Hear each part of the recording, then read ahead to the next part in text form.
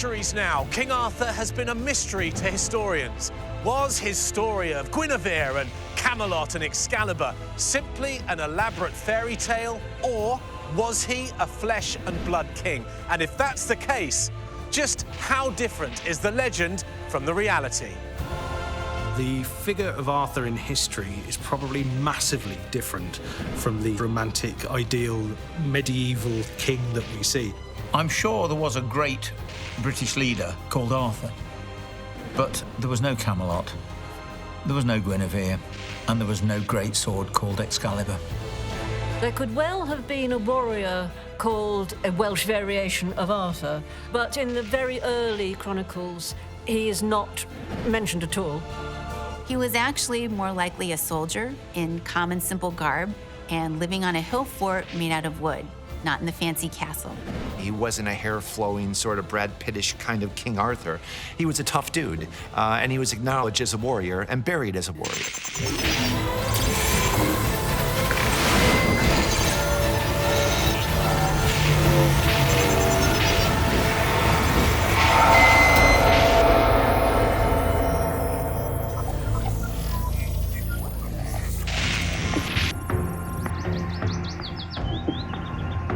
For nearly 1,000 years, King Arthur has remained a mystery. The site of his fabled Camelot long forgotten, and the true location of his final resting place shrouded in the mists of time. So who was he? Where was he from? And did he really exist at all? King Arthur is a legendary British military leader of the late 5th and early 6th centuries who led his people at a time of, great adversity against what appears to be the Saxon army and reinstilled sort of faith and independence in the land. King Arthur that most people think about is a man in a suit of armour, on horseback, wielding a big sword and so on, when in reality, he comes from something about 500 years at least before the suit of armours were invented. He's going to be wearing leather armour. He's going to be probably on foot, leading a group of ex-Roman mercenaries. That's closer to the truth. The mythologizing of King Arthur happened during the Middle Ages, so people imagined him to be a king or a warrior as they understood it, in armour, with a castle.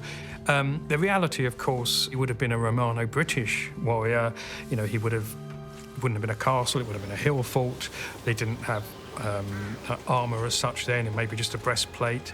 We see these medieval romance writers really trying to, make something more of the story than what it was. It was very romantic, wasn't it? That you had this king in this wonderful castle and the beautiful queen, the huge table where everyone came together. It's a great story, but it's not reality.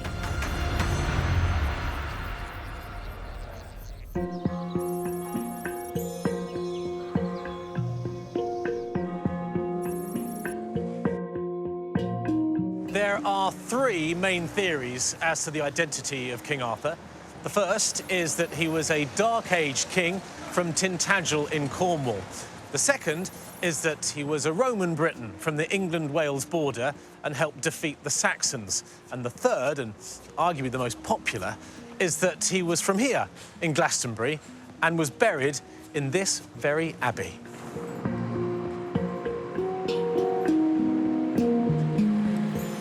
Tor Webster is a local historian based here in Glastonbury who takes people on tours of the main Arthurian sites in the area.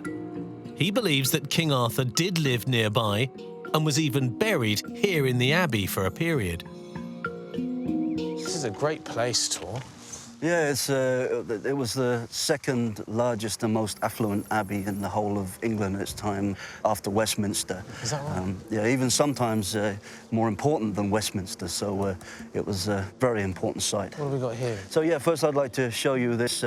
This is said to be the site where King Arthur and Guinevere's bodies were discovered by the monks in 1191. Okay. And, why do we think it was actually them? Well, they found a plaque saying here lies King Arthur and Guinevere, so that was kind of proof to the monks that that was what they had discovered here. Okay. There was nothing buried with them that might suggest that Not as far as I know, apart from the plaque and the description also of how they were buried in historical. And why Glastonbury? Well, it's believed that King Arthur was one of the early Christian kings, and this is where Joseph of Arimathea, Mary Magdalene, and Mary the Mother came and settled on this island, which in those days we believe called Inniswittering, and they built the first ever Christian church here in 62 AD, the Wattle Church. Later on the Saxons called it the Old Church, and then the abbey was built up around that Wattle Church. So it's very important to them. And then there are no bones here now, though, right? It's said that the monks moved them in a great ceremony up to near the high altar in the great church and put them in tombs there with black marble lids. OK, so we're going to take a look? Sure, let's go. Much of the abbey has been destroyed over the years. First by King Henry VIII in the dissolution of the monasteries in the 16th century, and later just through neglect and the passage of time. What's left, though, is truly beautiful and enigmatic, and a fitting place for a royal burial.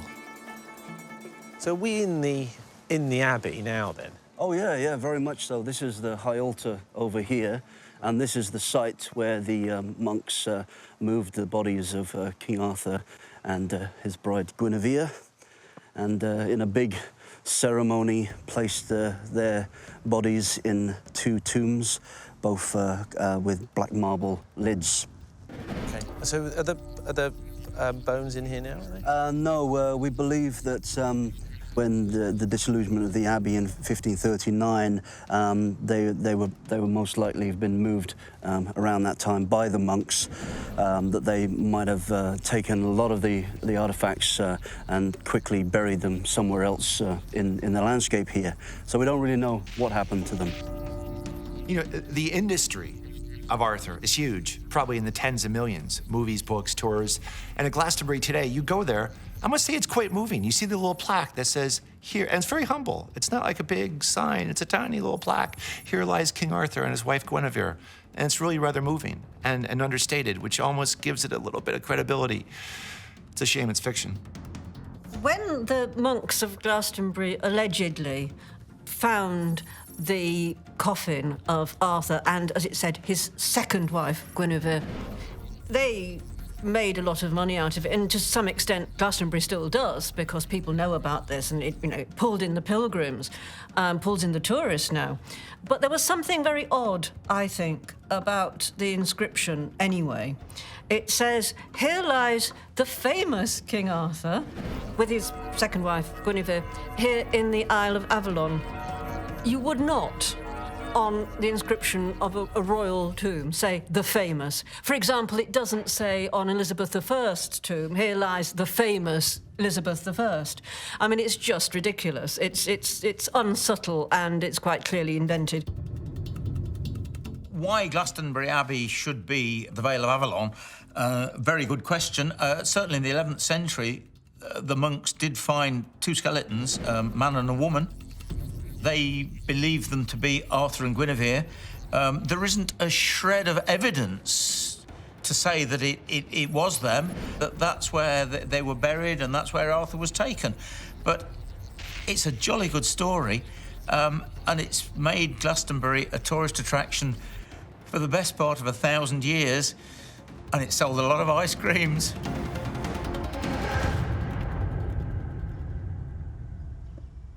Well, one theory is that the bodies that they moved to the area of the high altar were not that of King Arthur and Guinevere, that they were actually Joseph of Arimathea and Mary Magdalene.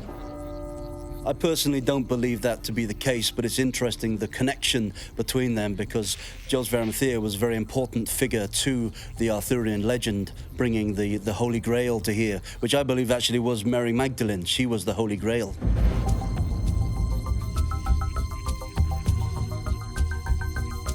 I read a theory that the monks made the whole thing up, and that obviously having Arthur's relics here would have attracted pilgrims, and pilgrims were good for business. What do you make of that? Well, that's one theory. I personally believe that it was King Arthur and Guinevere buried here, But, you know, it's a story at the end of the day, and it's an archetypal story, and I think that's really what's important, not so much the ins and outs of it, you know. The modern sort of Hollywood legend of Arthur originates sort of in the 12th and 13th century with the Grail romances and really commences with Mallory a few hundred years later, putting the icing on the cake of the story. And each of them embellishes it in a different way. One of them adds Arthur has a wife, Guinevere, and he has a father, Uther Pendragon, and there's this chap named Merlin, and oh, here's Excalibur, and guess what? They all live in this amazing romantic place called Camelot. They each add a little bit to the story slowly, slowly, slowly, to the point where it's the epic we know today. Do you believe King Arthur and Guinevere were once buried here, or do you think it's simply myth and legend?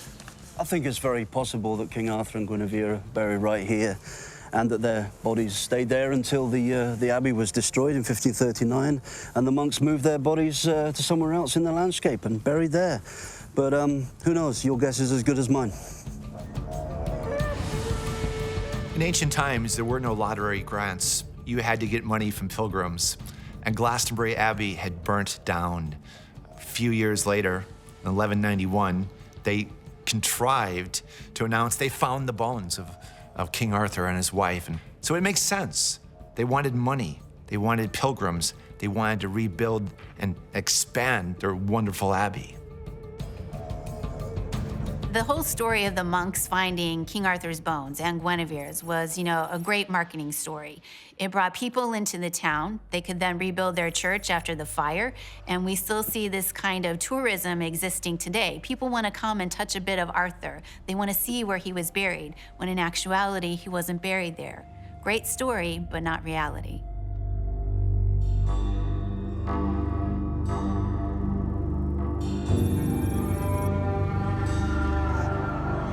You can't come to Glastonbury and not walk up to see the Tor, the ancient monument.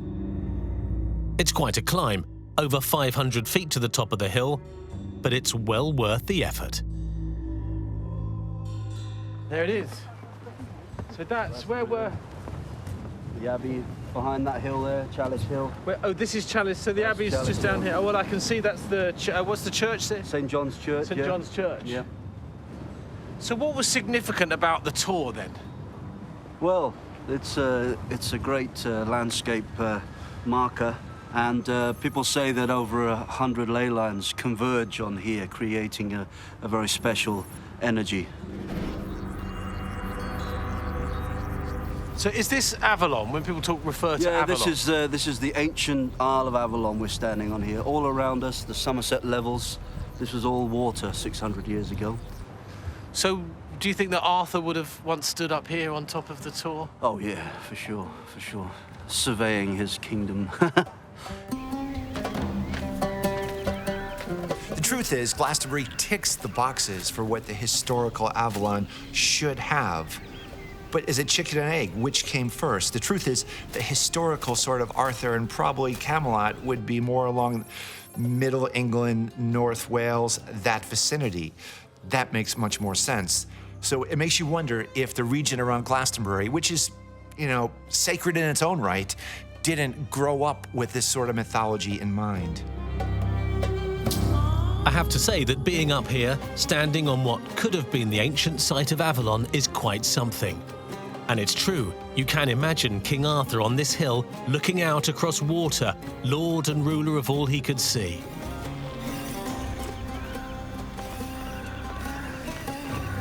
But Glastonbury isn't the only place in Britain that lays claim to be Arthur's home. I'm on my way to meet a historian who spent the past 2 decades or so trying to unravel the truth about the real historical King Arthur. And the good news is, he thinks he might have cracked it.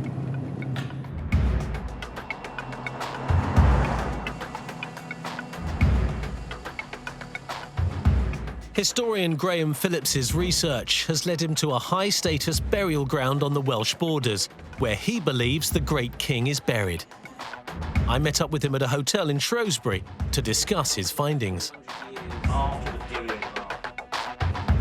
What do you got to show me?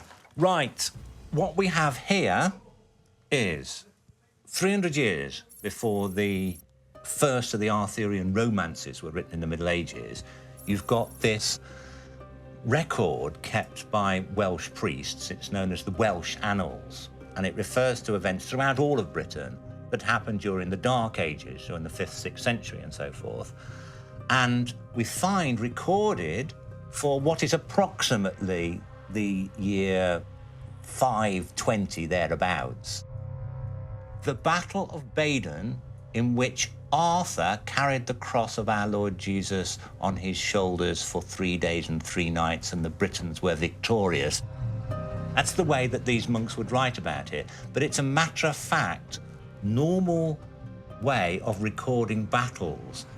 And Arthur is there. Arthur is victorious. But how do we know this is our Arthur and not any other Arthur? The reason why, for a start, is the Battle of Badon. All the stories that were written in the Middle Ages have Arthur's greatest battle as the Battle of Badon.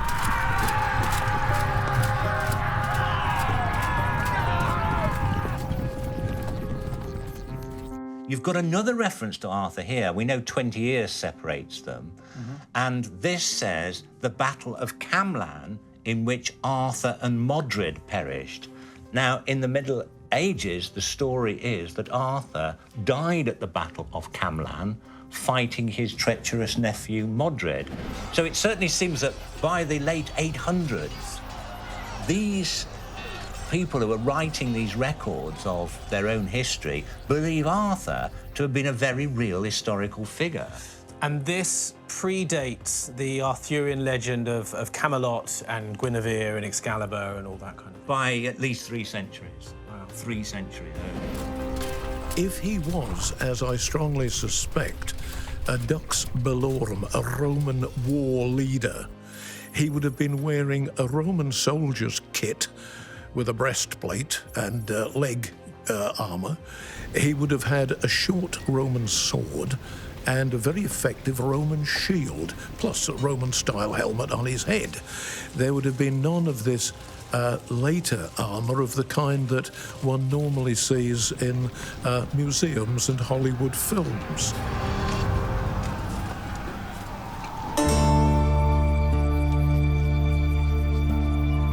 Through his research, Graham has uncovered an 8th century manuscript written by a Welsh monk called Nennius, which tells of a British leader called Arthur who made a successful stand against the invading Anglo-Saxons from Denmark and northern Germany.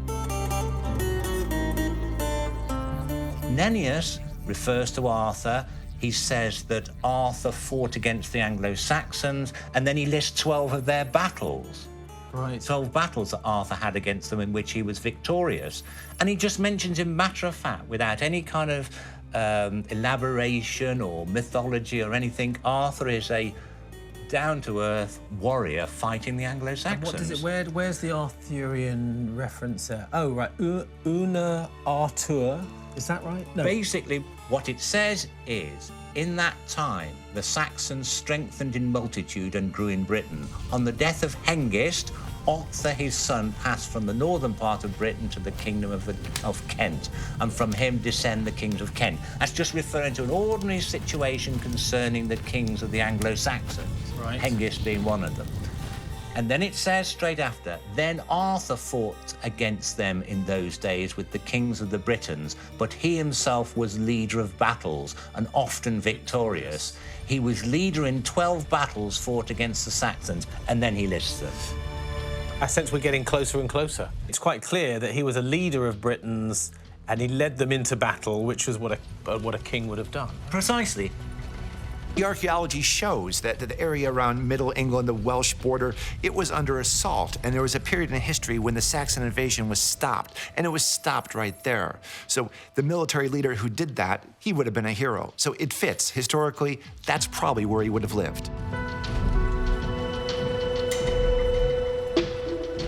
Graham's research into ancient texts of early Britain uncovered another gem, a story by a monk called Gildas, about 100 years later, describing the exploits of a local king whose battle name was De Urso, or the Bear. Now, Gildas wrote around about 445 AD. Now, he is writing within living memory of Arthur's time. Wow, so that's as close as you're going to get. That's as close as you're going to get. Now, unfortunately, he doesn't talk about King Arthur, and many historians have said, well, that proves that Arthur didn't exist, because Gildas doesn't mention him. But he does mention somebody here called de Urso. That is basically the bear. OK, and there's a picture, because this is like an illuminated manuscript. It's an illuminated manuscript. Now, he refers to a number of British kings by their battle names. Now, what Gildas actually tells us about the bear is as follows. He's actually talking about somebody who's alive while he was alive. Why dost thou also wallow in the old filth of thy wickedness from the years of thy youth, thou bear, rider of many and driver of the chariot of the bear's stronghold, despiser of God, etc. And then he calls him by his name, Cuniglas. There was a real King Arthur, but we're talking Saxon times. Think Roman centurion. Think somebody who's dressed in battle wear, not in knightly clothes on a horse. That comes 500-600 years later. He's living in a hill fort. And the sword that he uses, Excalibur, that didn't exist for many hundreds of years. There was no 12-foot broadsword. There were much cruder axes and instruments that were used around the time of the true Arthur. I think it's much more credible, the idea that he would have been a British-born Roman leader. That's much more credible than something that's way out there like we see in the medieval romances. I think there's evidence to that. We can't make a definitive decision about it, but we have to leave open to it. But I think that definitely it's an important possibility to consider. Using his detailed research, with access to the ancient documents at the British Library, Graham says that Cuniglas, or Kinglas in Welsh, was son of a warlord known as Owain Llangwyn, the real historical King Arthur, also known as the Bear. Interestingly, his descendants in the Middle Ages were the Earls of Warwick, whose family symbol was, yep, you guessed it, a bear. So, you look next to bear in English and see what the Welsh equivalent is. Bear, Arthes. Arthur. Precisely. The actual modern Welsh and in Old Brythonic, the language spoken at the time in Britain, the word for bear is arth. Arth. And in Brythonic, Arthur means the bear. So, at the time we believe that King Arthur existed, there is a man whose name would have been pronounced locally as Arthur. So I'm saying that I found Arthur, and the reason why no one's dug up anything saying here lies Arthur or anything is because that wasn't his real name.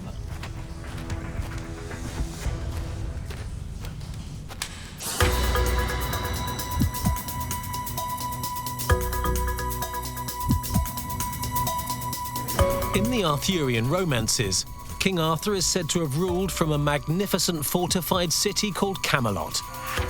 However, its site has never been discovered, but digging into the historical texts, Graham believes that he may have found its real location. Historically, around 500 AD, Britain had fragmented into a number of smaller kingdoms, the largest and strongest of which appears to have been the Kingdom of Powys. Now merely a Welsh county, in the late 5th and early 6th centuries, Powys covered much of what are now the Midlands of England and central Wales. Its capital was Viriconium, once a thriving Roman town that became the most important city in the country during the post-Roman era. And it was here, Graham believes, that the real historical Arthur, Owain Llangwyn, ruled. Why do you think that this place was Camelot? Well, the evidence is twofold. Firstly, we have the archaeological side of things, and that is that this particular place, Viriconium, around the year 500, when Arthur is said to have lived, was the most sophisticated and powerful city in the country. The other three major cities of England, during the period the Romans were here, had all been invaded by the Anglo-Saxons. That's London, Lincoln and York on the eastern side. This then remained as the capital of Britain at the time Arthur is said to have lived. So what I try to do is to say, well, if Arthur really did exist, and he did rule from the most powerful city in the country, as the legend says, then this is the most likely place he would have come from.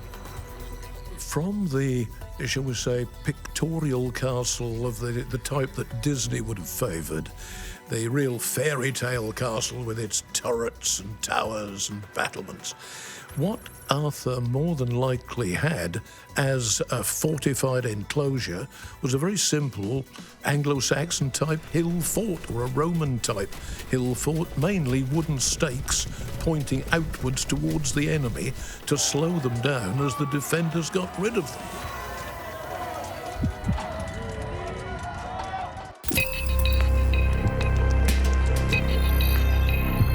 The last archaeological excavation at Viriconium took place in the 1990s and revealed that there was a major rebuilding of the city around AD 500. The nerve centre was a palace of an extremely important chieftain, possibly the real historical King Arthur, Owen Llan Gwyn. So this is all Roman, is it? This is Roman, but then rebuilt at the Arthurian period into the most astonishing defensive structure. I mean, that would probably have been the outer wall of Arthur's inner defences, or his mansion, if you like, or palace. Right. So you believe then that Arthur would have lived here, or this would have been his... This was both a defensive structure, a court, and a hive of industry. They made swords, weapons here. There was farming going on around it. So it was, I mean, in legend, Arthur's Camelot is said to have been both a fort and a grand city, and that's what this was. Thing is, right, why wasn't it called Camelot? Ah, now that's a good point. If we were looking for somewhere called Camelot and we could just look on a map and say, oh, that's Cam something, and people have done that, then that would have been a lot easier to have found Arthur's seat of power in the first place. But unfortunately, looking for somewhere called Camelot doesn't work. It was the invention, the name was the invention of a French poet by the name of Chrétien de Troyes in 1190, in a poem he wrote called Lancelot, and he needed a word to rhyme with Lancelot. Oh, and that's and hence Camelot. The real King Arthur was most likely a Roman leader. He wasn't the King Arthur we think of today from medieval romance, of living in the fancy castle on the hill. The legend of Camelot, of Guinevere, of Excalibur, these are all medieval additions that were added to the romance and to add to the intrigue of the story. It's very likely that there was a historical figure who fits the bill for what's described about this military leader who led the assault against the Saxons.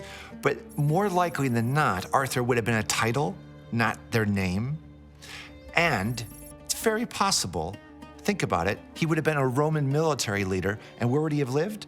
Probably in one of the 2 or 3 big Roman concentration capitals throughout Middle England.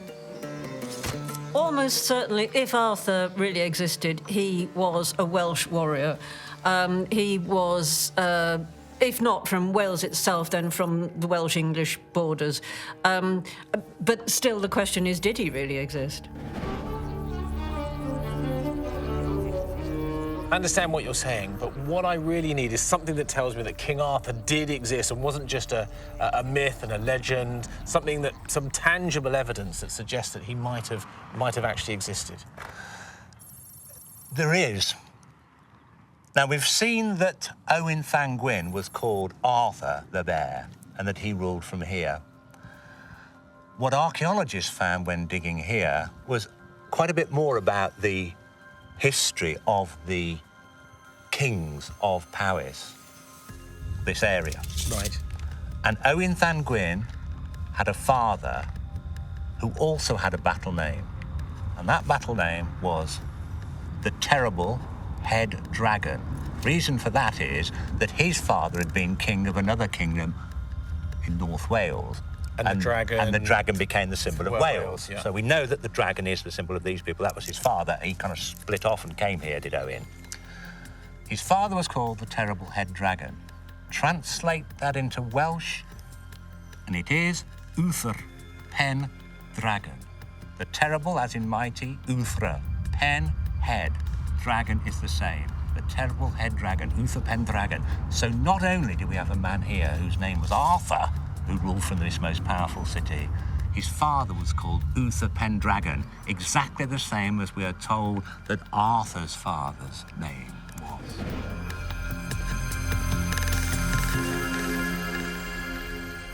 It's interesting that it's the Celtic countries that really bring out the Arthur archetype. And it's a time when you need that savior archetype. The Crusades haven't gone that well, and the Celtic lands are in need of believing in something and feeling good about themselves. And that's exactly what this legend allows them to do.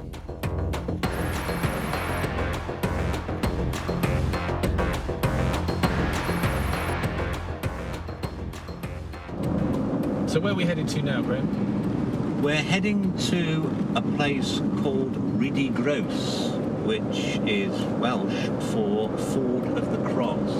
And it's here that my research suggests very strongly that King Arthur died.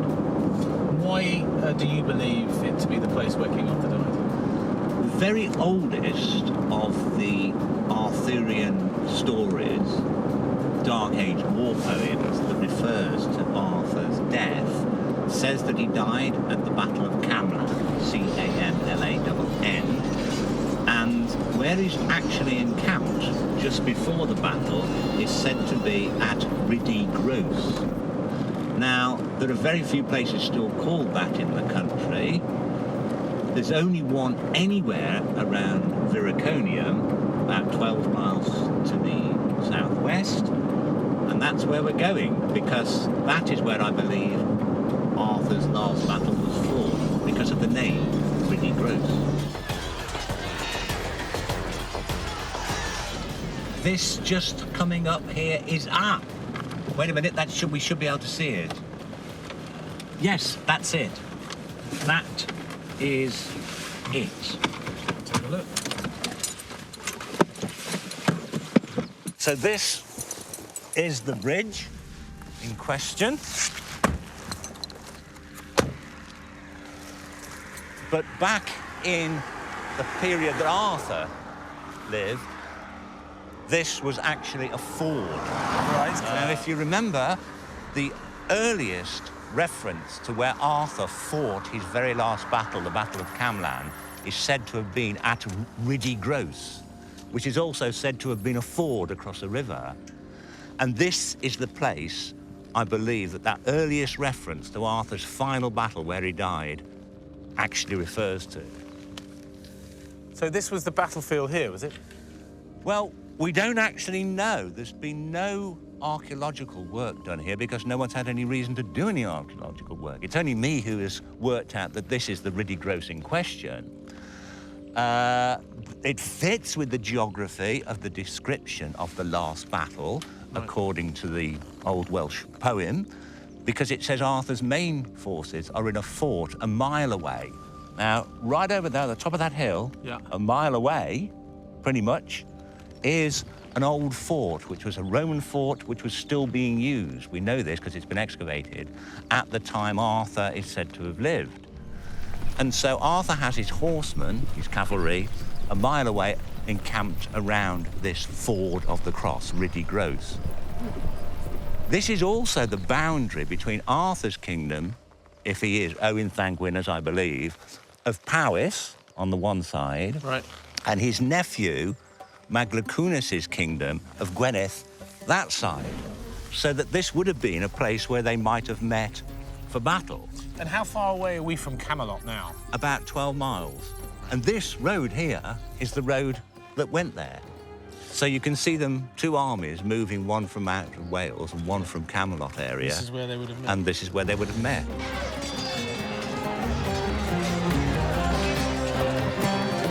Whether it's fact or fiction, whatever you believe, the King Arthur story continues to be as vital today as it was 1,000 years ago. And that's because it's about hope, it's about romance, it's about the fact that times are tough, but you know what? Around the corner, they're probably gonna get better. So this site has never been excavated, has it? This is very much your theory. Yes, well, totally. I mean, nobody has excavated this site because, for a start, there's no historical evidence other than what I've discovered about Arthur that suggests that there's any reason to excavate it. Right. But from the Arthurian point of view, we've got a place called Rhydigros, the Ford of the Cross, the River Camelot, the fact that it's near Vericonium, all really tie up when you put my theory together about who Arthur was and where he came from. But other people tend to believe that Arthur came from the southwest of England, Glastonbury, for example. So they've looked for somewhere called maybe the Ford of the Cross, Rhydigros, in that area, and they've not found one. No one seems to have put two and two together and come across this. But then again, if you don't believe my theory in the first place about where Camelot was and who Arthur was, you probably wouldn't think of looking here. Graham's research has also found evidence for where he believes the historical King Arthur was actually buried. It's just outside a sleepy Shropshire village called Basschurch. Just here, and we'll have a look at that gate just over there, and you'll be able to get a very good view of it, I think, if the map is correct. Okay. So if we look across those fields, it should stand out pretty... Ah, there it is. There it is. You can see on the horizon there. Yeah.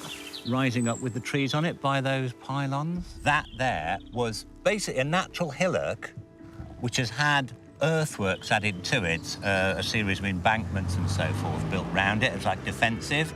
But going back 1,500 years, the whole of this area was water. It was a lake. It's been drained over the years to create farmland. So that would have been an island? An island in the middle of a lake. And you believe that to be the final resting place of King Arthur? That place has got to have been the Churches of Bassa mentioned in the poem. We know that that Churches of Bassa place is where the kings of Powys, all of them, were buried. If Owen Llangwyn was Arthur, as I believe, then he was buried there.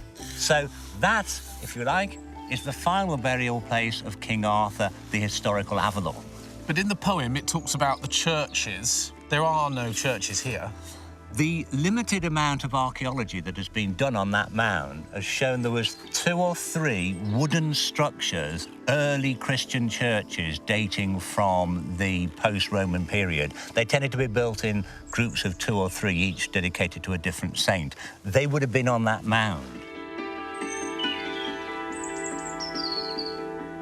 And if King Arthur is buried there, what would you expect to find?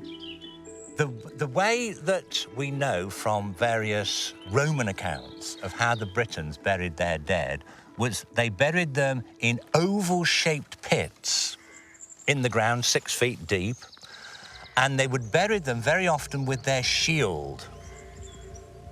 So you'd got a single grave, somebody under the ground in an unmarked grave, you wouldn't have had a stone on top, buried probably on their side with their shield on their arm.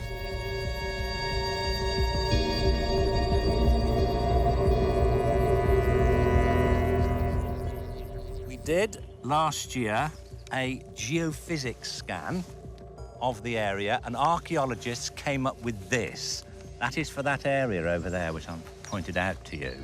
That particular part of the hill that's on the left, the slope there, and it's about halfway down there. The reason I got them to do a geophysics scan in that area is because, according to the poem, that's where the first king is buried, and the first king, I believe, is the man who was Arthur. So, first question, is there anybody buried there? And what they discovered, here's a printout of the geophysics scan. It's like a Jackson Pollock painting to the rest of us. It doesn't mean anything. But what this means to the geophysicist, this is the area of ground. These are stones, different types of things under the ground. But it's this here that's really interesting. That denotes an oval-shaped pit about 6 foot deep, 6 foot across. And this large black oblong in the middle represents a large ferrous object, an iron, something iron. And they've... Possibly a shield? Absolutely. That's exactly what they suggested. I didn't say we may be looking for somebody with a shield. They said, we think there could be a burial there with somebody with a shield. We don't know how old it is, but it does fit in perfectly with the kind of burials of 1,500 years ago. So this could be one of the greatest, most legendary kings of England, that black blob. That's the closest. Precisely. Richard III, eat your heart out. That black blob is him. better.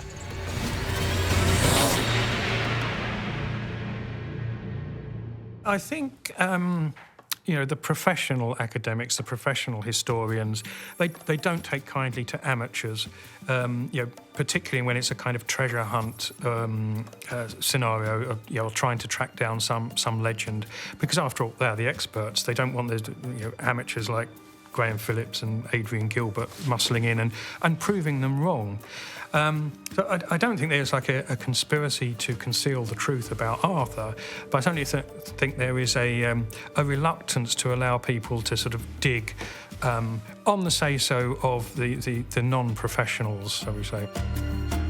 I really like the work of what Graham Phillips has done in this area. He's gone to the original sort of source material, which points towards a historical figure, late 5th century, Middle England, sort of Welsh border area, a military leader who has a title that is associated with Arthur the Bear, and he has even dwindled it down to a specific earth mound that sound scans would indicate is a chieftain with some kind of shield. So if anyone's going to pinpoint the historical King Arthur, I think Graham Phillips has a pretty good chance.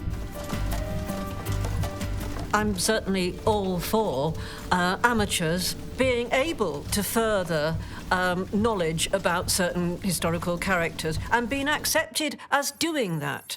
And it's only really the passion of people who've committed their lives to studying these things that you ever move anything on. I mean, look at the Richard III excavations as a perfect example. If Arthur was high status, if he existed and he was high status, there will be a burial out there somewhere, and maybe somebody should dig. I think there's a definite possibility that we could find Arthur and uncover where he might be buried. But the tricky part comes in where could we find the link to actually authenticate that it was Arthur? Will there be evidence buried with him that could authenticate that it's actually Arthur himself? Who knows? They've found recently a burial site with a great king leader buried with his sword and his shield. There is a possibility that we may actually find, after all these years, the real King Arthur. If, it's a big if they give him permission to dig, I think we may very well find the historical King Arthur after all this time.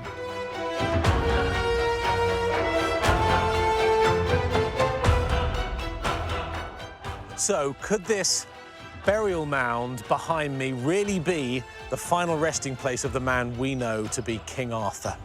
Well, until Graham gets permission to do his excavations, the fact is, we'll never really know. But his research has been thorough, and for my money, he makes a pretty compelling case. We'll see you next time.